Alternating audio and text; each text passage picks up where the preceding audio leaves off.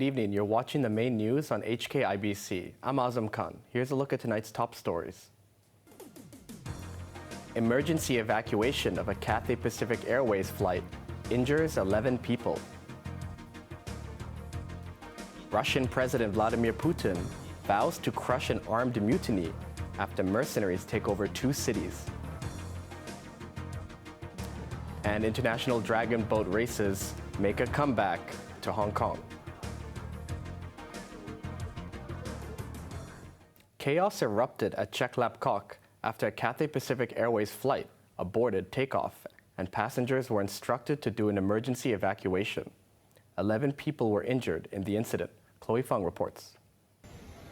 Passengers on Cathay Pacific Airways flight CX-880 bound for Los Angeles were seen exiting the cabin using emergency escape slides after their plane aborted takeoff and taxied back to the gate at Cheklapkok. Police said 1 man and 10 women, aged 29 to 77, were injured during the process.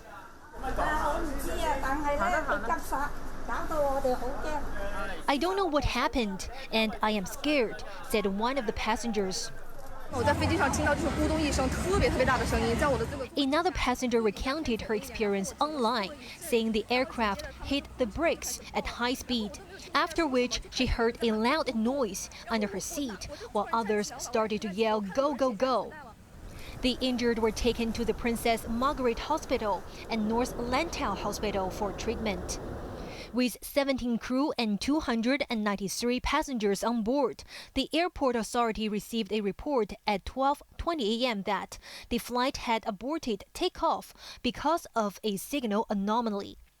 In a statement, Cassie said the crew had followed standard procedures due to a technical issue.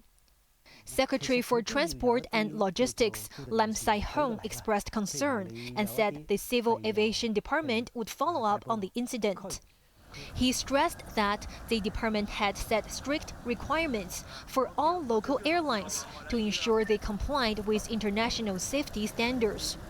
Cassie arranged hotel accommodation for the affected passengers and has apologized for the mishap. 2 injured passengers remained hospitalized. And another aircraft was deployed to operate CX-880 to Los Angeles and departed Hong Kong just after 10 a.m. this morning with 283 passengers on board. Chloe Fong, HKIBC. Former Chief Justice Yang T. Liang has died at the age of 93. Yang worked in the judiciary for 40 years and became the city's first Chinese Chief Justice in 1988. He later ran for the chief executive's post, competing alongside Tung Chee-hwa.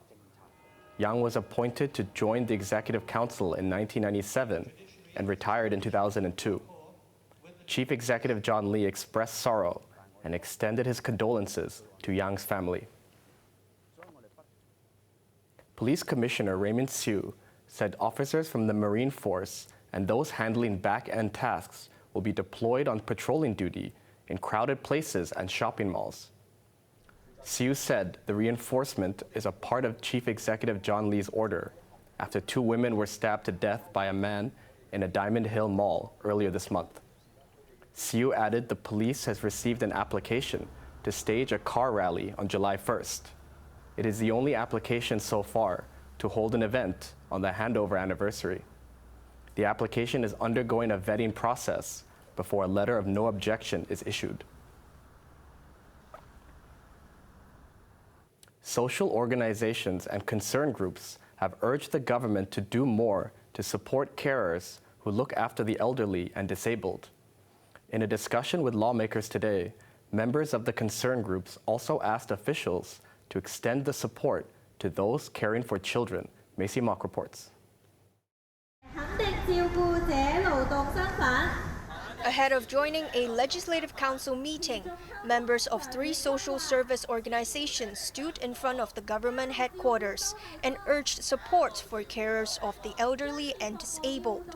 Over 50 groups and individuals were invited to participate in a discussion on the government's carer-centric policies, which will be implemented later this year, to support those who are taking care of family members or friends, or those who are employed as carers. One of the measures includes setting up a hotline and a website. Liu Chi-ho from the Elderly Carer Concern Group slammed the idea as superficial, saying most carers who are elderly themselves would not know how to call the hotline or access the website. They often don't dare go see the doctor because they don't want to leave the other elderly persons at home alone.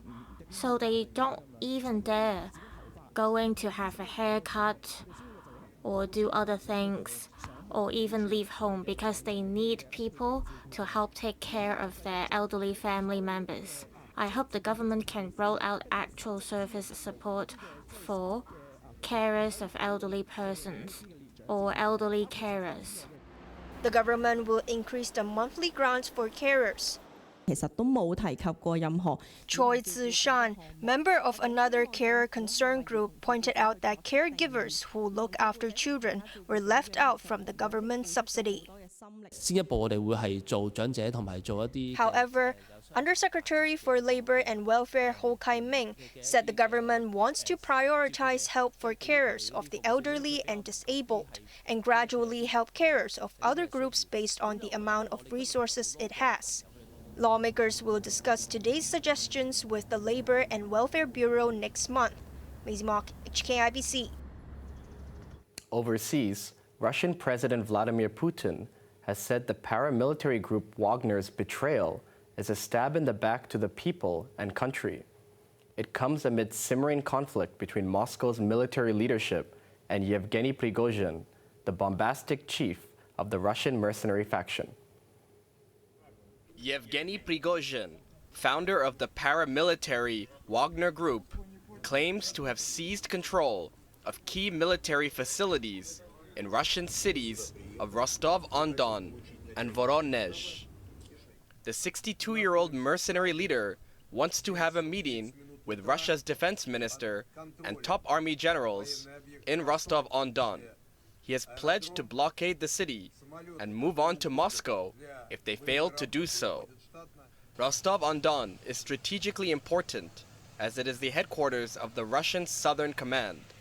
Tension between the private military contractor and the Russian armed forces appeared to have reached a boiling point when Prigozhin claimed that his army shot down a Russian military helicopter earlier today after it opened fire on his troops.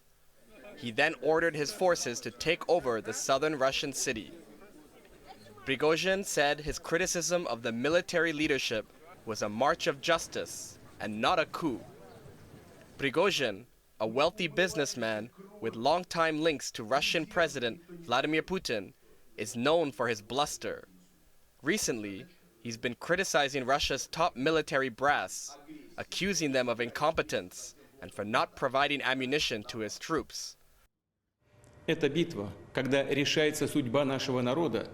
In a televised address, Putin said those on a path of treason or preparing for armed rebellion will be punished, appealing to the Wagner forces to stand down. Russian security services have also called for the arrest of the rogue mercenary. In a sign of how seriously the Kremlin was taking the threat, security was boosted across Moscow. Police were seen outside the Wagner Center in St. Petersburg. Chechen leader Ramzan Kadyrov has condemned the actions of the Wagner chief as a vile betrayal and pledged his support to the Kremlin.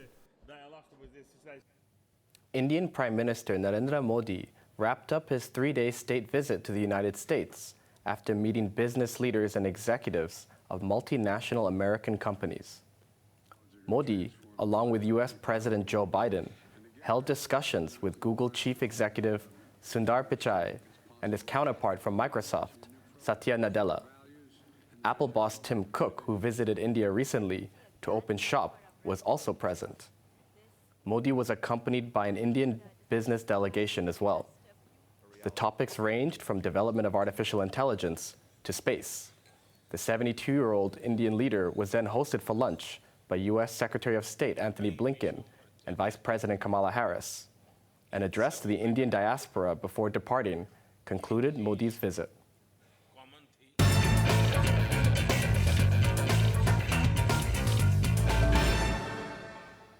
Thousands of spectators flocked to the harbor to watch the Hong Kong International Dragon Boat races on the first day of the event. Making a comeback after a 4-year hiatus, participants expressed excitement and happiness to be part of the 160-team event. Chloe Feng has the story.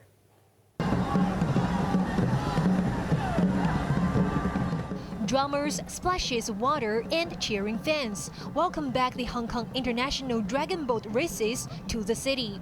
Rain did not dampen the spirit, and the Tsim Sha Tsui East Promenade was full of people as the crowds came back to the harbor. Some 4,000 paddlers from as far as Australia, Poland, Dubai, and Thailand are a part of the over 160 teams participating in 70 races over 2 days. I'm really excited to be here. This is we really glad that COVID's over and we can go back to doing this again because it's really nice to do it on this side. It's great, beautiful. 3, 2, 1, Singers! This is really challenging, also because of the weather, of course, because we are not used to this kind of weather. So for us, it's something new to train here, to have the competition here. So yes, but also we have some free time to go through the city and enjoy the city, our culture. So this is really good experience and our first time in China and in Hong Kong too. In here, it's so big waves and it's very different. 其實開心嘅，因為始終可以真係見識到外地嘅一啲強隊啦。咁啊 Local team members were eager and waiting for this moment to compete with other international teams. The competition is one of many events the Hong Kong government is holding to boost tourism. 身临其境的话，给选手们加油，会比在电视上看的会更激动一点嘛。This visitor from Dongguan said it's much more exciting to watch the races in person compared with watching on TV. 因为我是四川过来的，我们那边没有。And this one from Sichuan said she had not seen such big competitions in her region. 旅客咧就係再多啲翻嚟香港啊。其實好多 Peng Yukai, chairman of the tourism board, boasted that the event showcased Hong Kong as a prime venue for hosting mega events, and it reignited the interest to learn about the Dragon Boat tradition and the Tun Ng Festival. Chloe Feng, HKIBC. And finally, a pod of killer whales bumped one of the boats participating in an endurance sailing race as it approached the Strait of Gibraltar in the Mediterranean Sea. Video taken by the crew showed one of the killer whales nuzzling the rudder of the boat, while another was running its nose into the hull. The 15-minute interruption near Spain forced the crew to drop the sails and raise a clatter in an attempt to scare the approaching orcas. It appears the giant mammals in this particular region have learned to damage rudders of small boats, sinking some over the last few months. Scientists believe it is a reaction by traumatized orcas who have been injured by the rudders, and the behavior is spreading among the population through social learning. On to the weather now. It'll be mainly cloudy with a few showers tomorrow. Temperatures will range between 28 and 32 degrees. Sunny periods and a few showers are expected early next week. Now let's take a look at the weather around the world.